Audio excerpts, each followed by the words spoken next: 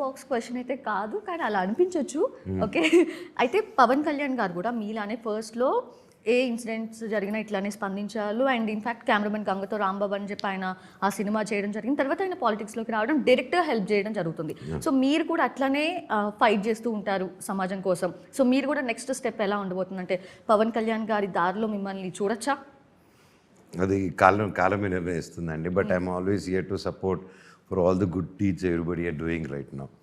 And ప్రజల్ని help చేయాలంటే ఎన్నో ప్లాట్ఫామ్స్ ఉన్నాయి. And as I will touch all the platforms. And పొలిటికల్గా అండ్ ఫ్యూచర్లో ఎస్ ఇంకా ఎక్కువ మందిని టచ్ చేయగలుగుతా అంటే definitely the future will decide అండి. ఓకే. సో లాస్ట్ క్వశ్చన్, రీసెంట్గా మంచు లక్ష్మి గారిది మీది ఒక వీడియో చూసాము. ఆవిడ స్టేజ్ మీద అట్లా నుంచుంటే మీరు వెనక నుంచి వెళ్ళగానే ఆవిడ కళ్ళలో నీళ్ళు పెట్టుకొని కూర్చొని మిమ్మల్ని హగ్ చేసుకుంటే చూసిన మా అందరి కళ్ళలో నీళ్ళు తిరిగాయి. సో చాలా బ్యూటిఫుల్ ఇమోషన్, ఆ బాండ్ ఉన్నట్టుంది మీ మధ్యలో. సో ఏం చెప్తారు ఆవిడ గురించి? ఏముందండి, చాలా రోజులైంది మా గ్యాప్లో చూసి మా అక్క నేను. అండ్ ఆ రోజు నేను I was shooting non stop. Shoot కూడా అవుతుంది.